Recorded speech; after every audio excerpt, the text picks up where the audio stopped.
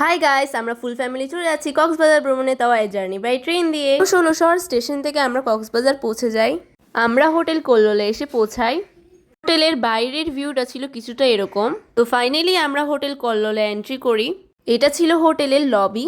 তারপর আমরা আমাদের রুমে চেক ইন করি। রুমের ভিতরের ভিউটা ছিল কিছুটা এরকম।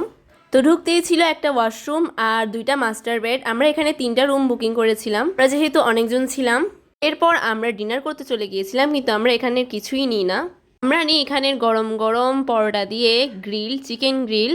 এগুলো দিয়ে আজকের মতো ঝাউবাগান রেস্টুরেন্টে আমাদের ডিনার শেষ করি।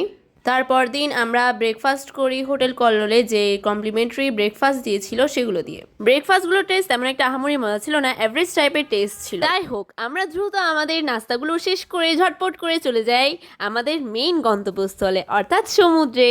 সমুদ্রের ঢেউগুলো দেখে কি আর নিজেকে কন্ট্রোল করে রাখা যায়? আমরা তাড়াতাড়ি করে দৌড়িয়ে ঝাঁপিয়ে পড়লাম সমুদ্রে। সমুদ্রের ঢেউগুলোর সাথে খেলা করতে যে কি যে মজা লাগে, এটা আপনারা কক্সবাজার আসলেই বুঝতে পারবেন। তাছাড়া ফ্যামিলি নিয়ে আসলে তো আনন্দটা আরো দ্বিগুণ হয়ে যায়।